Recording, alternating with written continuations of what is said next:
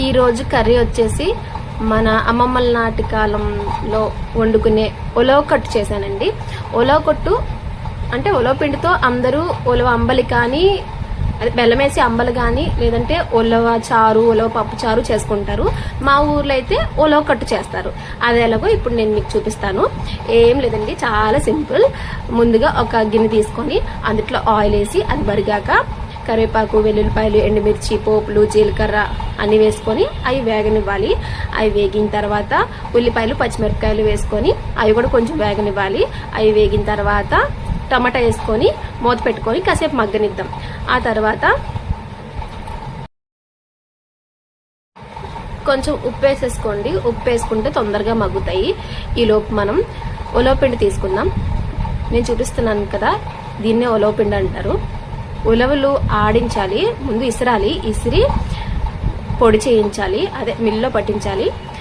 ఆ పిండిని ఒక 2 చెంచాలు తీసుకుందాం. తీసుకొని గిన్నెలో వేసుకొని వాటర్ వేసుకొని బాగా కలుపుకోవాలి ఉండలు లేకుండా. అందులోనే నిమ్మకాయ సైజ్ అంతా చింతపండు తీసుకొని అదే పిండిలో వేసి బాగా పులుపు దిగేంత వరకు బాగా కలుపుకోవాలి.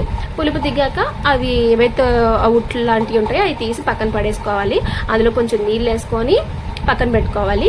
ఈలోపు ఈ టమాటాలు అవి మగ్గిపోయే ఉంటాయి. మూత తీసి చూసుకుందాం.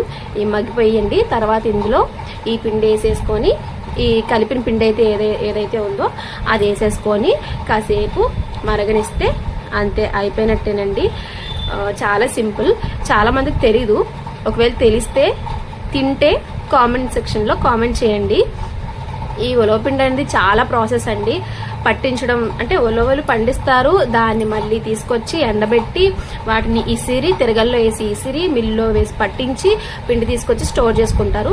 ఉలవ పప్పు చారు, ఉలవ చారు ఇవన్నీ ఉలవలతో చేసుకుంటారు. ఈ ఉలవ కొట్టు మాత్రమే ఉలవ పిండితో చేసుకుంటారు. శనగపిండి చట్నీ ఉంటది కదా, సేమ్ అలాగే ప్రాసెస్.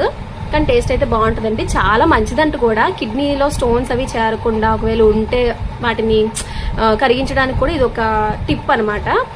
సో ఉలవ కట్టుకి చాలా బెనిఫిట్సే ఉన్నాయి. వారంలో ఒకసారైనా మేము తింటామండి ఉలవ కొట్టు. మా ఇంట్లో అందరికీ ఇష్టమే. సో వంట అంతా అయిపోయింది. ఇప్పుడు అన్నం పెట్టేసుకుంటున్నాను.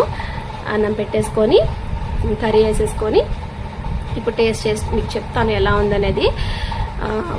ఎప్పుడు చేసుకునేదే కాబట్టి నాకు తెలుసండి, టేస్టీగానే ఉంటుంది. నాకు చాలా ఇష్టం. మా పిల్లలు కూడా చాలా ఇష్టం, తింటారు, బాగా తింటారు. మా ఆయన కూడా బాగానే తింటారు. బాగుంటుంది ఉలవ కొట్టు. ఎప్పుడైనా ట్రై చేయండి మీరు కూడా. ఎలా ఉందో కామెంట్ సెక్షన్లో కామెంట్ చేయండి. ట్రై చేసి కామెంట్ చేయండి. ఆల్రెడీ తినుంటే కూడా నాకు కామెంట్